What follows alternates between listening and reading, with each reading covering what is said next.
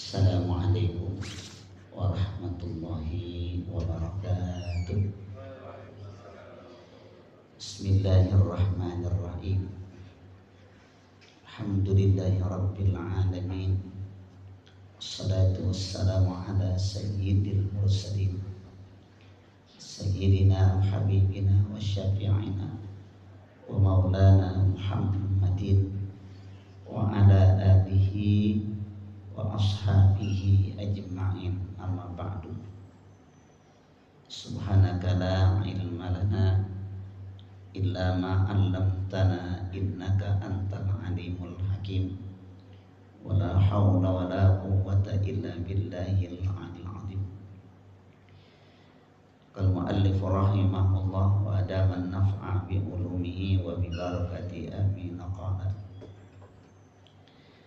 at-targhibu fi sholati awwalil waqti wat-tarhibu min ta'khiriha an waqtiha. Hadirin jamaah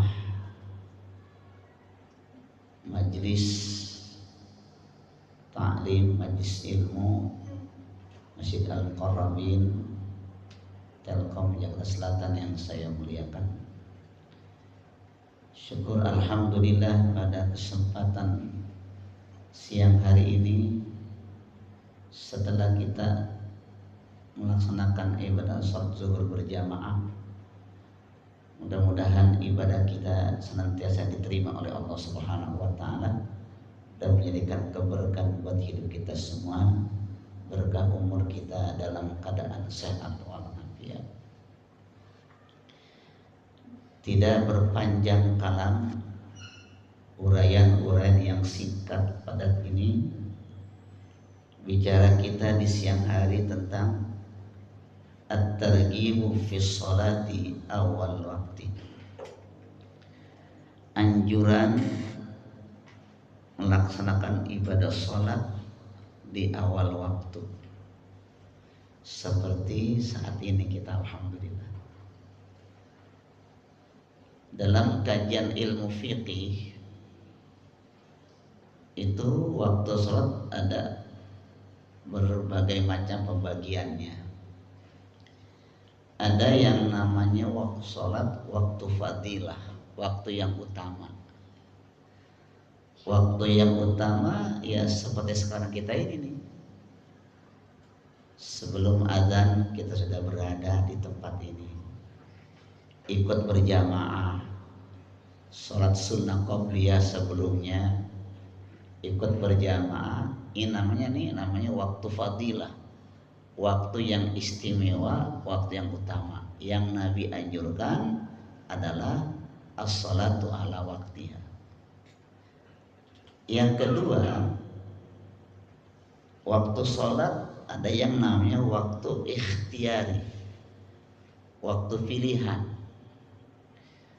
Mungkin di awal waktu dia belum sempat, mungkin ada kerjaan, ada aktivitas yang nggak bisa ditinggalkan, atau sopir yang mengendarai kendaraan, atau juga mungkin orang yang sedang terlibat dalam suatu rapat, ya, yang tidak bisa tepat waktunya, tidak bisa tinggalkan itu kerjanya, maka dia sholat mungkin kalau zuhur jam 1, setengah 2, itu namanya waktu ikhtiyari, ya. Tentu derajatnya, nilai kebaikannya beda dengan waktu yang pertama tadi. Yang ketiga, ada nama waktunya waktu jawaz. Arti jawaz masih diperbolehkan, seperti zuhur. Ada yang sholatnya jam 2, entahlah apapun kesibukan atau mungkin lambat, wallahu a'lam. Masing-masing kita bisa menyadari. Setengah 3 itu namanya waktu jawaz. Boleh sih, boleh, nggak apa-apa. Tapi punya peringkat yang ketiga, namanya waktu jawaz dia.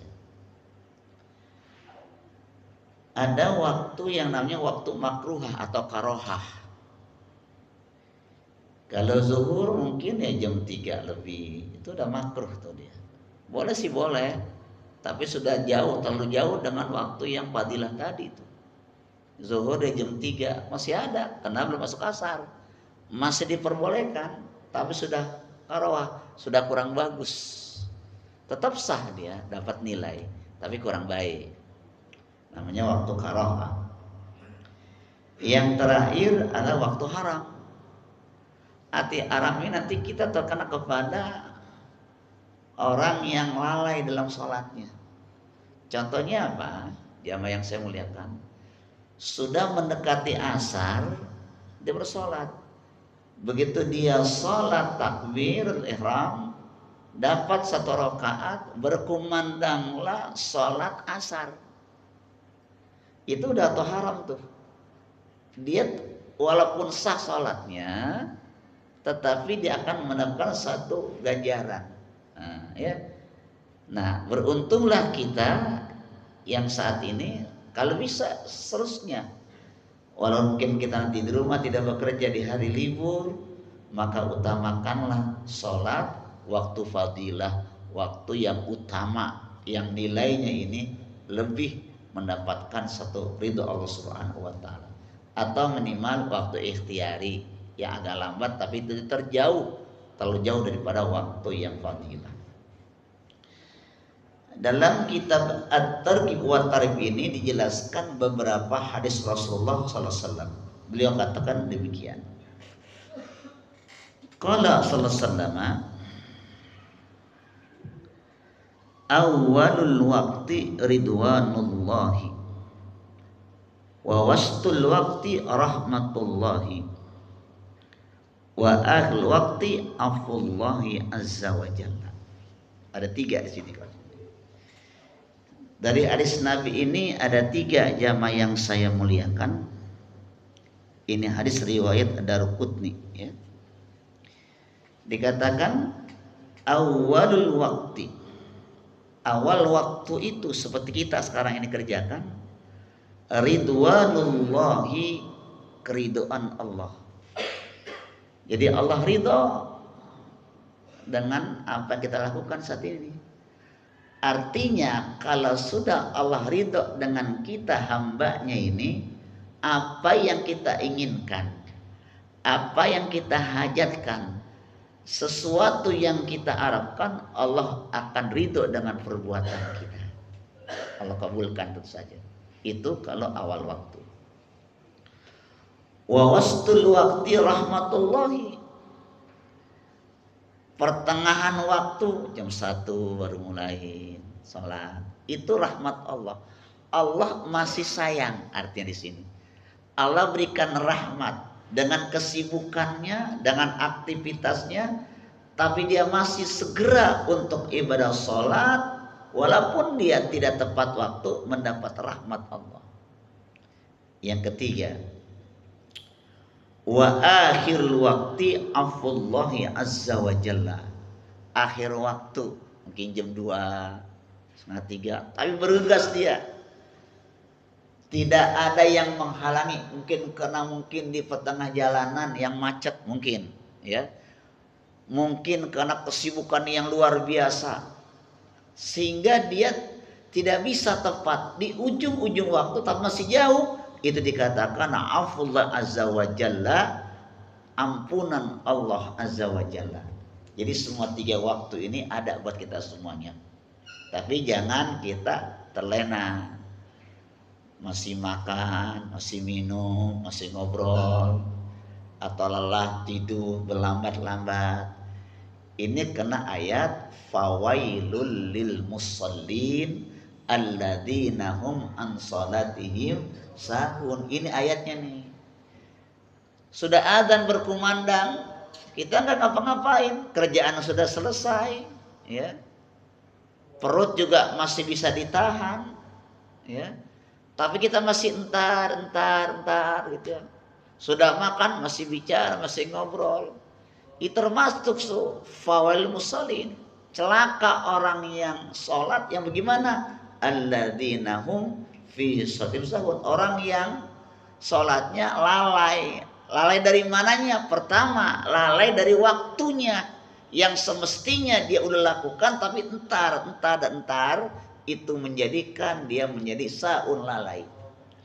Bisa juga lalai ini jamaah yang saya muliakan, apa yang didirikan sholat itu tidak ada kekhusyuan, berpikir dengan hal-hal yang keduniaan, berpikir tentang hal-hal yang memang kesenangan-kesenangan, itu bisa sahun. Artinya bacaan yang dia baca dalam sholatnya tidak masuk ke dalam hatinya, tidak bisa diserap oleh kenikmatan sholatnya. Ini juga dikatakan sahun. Mudah-mudahan kita terjauh dari ini semuanya. Wa qala sallallahu alaihi wasallam, afdalul a'mali as-salatu li waqtiha wa birrul walidaini wal jihad. Telah bersabda Nabi sallallahu alaihi wasallam, afdalul a'mal, perbuatan-perbuatan yang paling utama, amal-amal yang sangat istimewa di sisi Allah. Kata Rasulullah, yang pertama adalah as-salatu li waqtiha, salat tepat waktunya. Kita nih alhamdulillah, saya tahu Bapak sibuk dengan kerjaan Bapak di Telkom ini, ya, tapi Bapak masih bisa menyegerakan waktu. Mudah-mudahan makin berkah Bapak semuanya, ya, sehat berkah. Karena kita jamin kita lah Allah Subhanahu wa taala. Padahal saya ingin beres urusannya, bereskanlah sholatnya. Saya, Bapak semuanya masing-masing ingin menekan keberkahan dunia dan keselamatan. Dengan apa? Kuncinya sholat. Yang kedua, perbuatan yang baik apa? Wa birrul walidaini, berbakti kepada kedua orang tua. Ini kan satu selaras nih kan, kata Allah, wa budullaha wa la tusyriku syai'a wa bil walidaini. Beribadah kepada Allah, jangan menyekutukannya, dan berbuat baik kepada orang tua. Di sini nih, ini orang tua yang masih hidup dalam rahmatullah. Yang ketiga, wal jihadu, jihad, berjuang dalam membela agama Allah Subhanahu wa taala. Secara kekhususan berjuang membela agama Allah. Secara umum termasuk bapak, saudara yang bekerja mencari rezeki buat keluarga rumah, termasuk jihad juga adanya, ya. Wa fi hadisil Bazzari qala. Nah, ini yang tadi anjuran, sekarang ancaman nih, ya. Wa fi hadisil Bazzar qala summa atan nabi sallallahu alaihi wasallam ala qaumin turdahu ru'usahum bis-sahra'i kullama rudikhat adat kama kanat wa la yafturu anhum min dzalika syai'un. Qala ya Jibrilu man haula'i? Qala haula'il ladzina tataqalat ru'usuhum anis salati. Ini ancaman orang yang berat mendirikan salat. Satu ketika baginda Muhammad Rasulullah, tatkala beliau diperlihatkan tanda-tanda kebesarannya tatkala peristiwa Mi'raj, Isra dan Mi'raj. Ini bulan Rajab, ini bulannya istighfar, bulannya sholat, ya. Nabi diperlihatkan nih orang-orang yang mendapatkan siksa yang sangat pedih. Dikatakan begini, ya. Beliau katakan, summa atan nabi sallallahu ala qaumin. Nabi diperlihatkan itu pada satu kaum, turdahu ru'usuhum bis-sahra, yang sedang dipukuli kepala itu orang dengan sahra, dengan batu. Kepalanya itu sedang dipukul batu tuh. Jadi dilihatkan oleh Rasulullah tuh, ya, pada peristiwa Mi'raj. Nabi diperlihatkan oleh Allah ada seseorang, ada satu kaum yang dipukul kepalanya dengan batu besar, ya. Begitu dipukul dengan batu besar, kullama rudikhat, setiap kali pecah itu kepalanya, beramburan isi kepalanya, otaknya beramburan. Adat kamakanat, kembali lagi itu kepala bulat lagi, sempurna lagi. Wala yafturu amin dikasih, dipukulkan terus begitu, pecah lagi, kembali lagi, pecah lagi, kembali lagi. Begitu siksaan yang luar biasa. Kita jangankan dipukulkan, kita kejedot aja itu sakit banget, pusing kepala kita. Ini dipukulkan. Ini Nabi diperlihatkan ini panorama yang semacam itu. Qala, Nabi berkata, ya Jibril, wahai Jibril, katanya. Watamirkan dia nanya, diperlihatkan tuh ya, ada kalimat linuriyahu min ayatina. Kami perlihatkan tanda kebesaran. Di antaranya ini nih, ada orang yang sedang dihantam dengan batu, kepalanya pecah dia, beramburan isi kepalanya, kembali lagi, dipukul lagi berkali-kali. Nabi bertanya, ya Jibril, karena yang menemani Mi'raj kan mereka Jibril dengan borok. Begitu naik ditanya nih, ya Jibril, man haula'i, wahai Jibril, siapa mereka itu wahai Jibril, kok begitu dahsyatnya ancamannya? Qala, Jibril menjawab, haula'il ladzina tathaqalat ru'usuhum anis sholati. Mereka itulah yang dipukul kepalanya pecah kembali lagi. Siapa? Haulai, mereka itu adalah alladzina tathaqalat, yang berat kepalanya untuk mendirikan sholat. Alladzi tathaqalat rusum anis sholat, berat. Lagi tidur enak-enak, suara azan, salatu khairum minan naum, berat banget palanya, berat palanya itu. Nah ini nih hati-hati, mau bangun kita, zuhur, asar, maghrib, isya, subuh, semuanya itu hati-hati nih. Ini tarhibnya nih, orang-orang yang berat kepalanya untuk sujud kepada Allah, maka nanti kata baginda Rasulullah di peristiwa Mi'raj ini menjadi azab buat dia semuanya. Jamaah yang saya muliakan, mudah-mudahan kita terhindar dari azab yang begitu dahsyatnya. Satu hadis lagi. Wa an ibni Abbasin radhiyallahu anhu maqala idza kana yaumul qiyamati yu'ta bi rajulin fayuqamu baina yadayillahi azza wa jalla fayamurullahu bi ilan nari fa yaqulu ya rabbi bimadza fayaqulu ta'ala bi ta'khirika sholata an waqtiha wa halabika bima wa halabika bi kadiban. Jamaah yang saya muliakan, ini hadis dari Ibni Abbas ya. Beliau berkata, idza kana yaumul qiyamati, apabila nanti datang ada hari kiamat itu ya, yu'ta bi rajulin fayuqafu baina yadayillahi azza wa jalla, dihadapkan orang di hadapan Allah, seseorang dihadapkan di hadapan Allah. Fayamurullahu bi ilan nar, Allah menyuruh dia kemana? Ke neraka. Silakan kau beri ke neraka. Ini orang bertanya, ya Rabbi, wahai Tuhan, bimada, kenapa saya digiring ke neraka? Padahal dia sholat padahal. Fayaqullahu ta'ala, maka Allah menjawab, bitakhirika sholata an waqtiha, dengan sebab engkau suka mengakhirkan sholat gitu. Padahal kamu tidak bekerja. Waktu kamu banyak bicara, bercanda, makan, senang-senang, sehingga sholatmu, waktumu diakhirkan.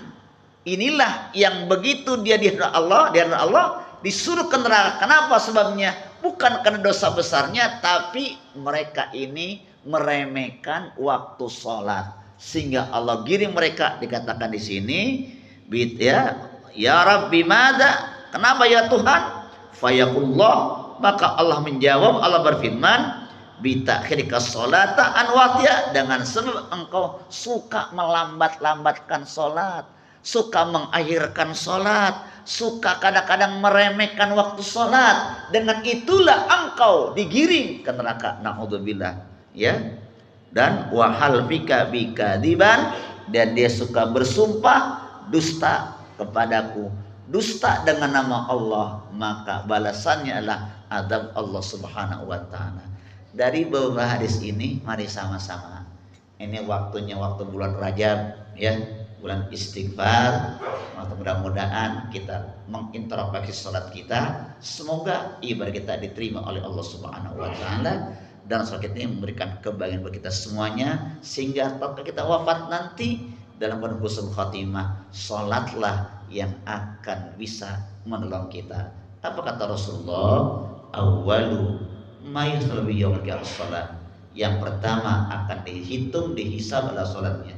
Fa in sholahat sholasa li amali. Kalau dia bagus salatnya, maka baguslah amali yang lainnya. Wa in fasadat fasada amali. Kalau rusak salatnya, tentu yang lain pun tidak bisa diberikan kebahagiaan. Mudah-mudahan banyak berkah dan manfaatnya. Terima kasih Bapak yang telah bersatu waktu bisa ikut jamaah. Mudah-mudahan duduknya kita mendapat rahmat Allah Subhanahu wa taala. Allah ampun dosa kita dan Allah ijabah doa kita semuanya. Biniyatil qabul. Al-Fatihah.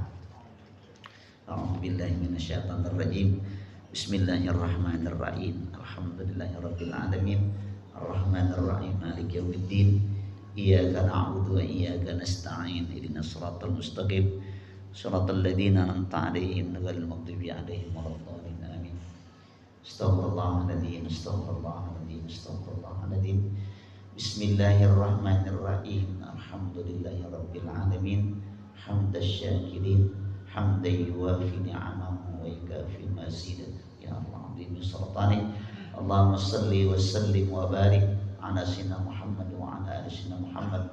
Allahumma lakal hamdu wa ilaikal mustaqaa wa antal musta'an wa la haula wa la quwwata illa billahil azim. Allahumma aftah alaina futuhal arifin wa faqina bid-din waj'alna minal ulama'il amilin. Allahumma aghnina bil ilmi wa zayyinna bil hilmi wa akrimna bit taqwa wa jammilna bil afiyah. Rabbana taqabbal minna innaka antas samiul alim wa tub alaina innaka antat tawwabur rahim. Ya Aziz ya Ghaffar ya Rabbal alamin. Wassallallahu Muhammadin walhamdulillahi alamin. Terima kasih perhatiannya. Mohon maaf ridhonya. Assalamualaikum warahmatullahi wabarakatuh.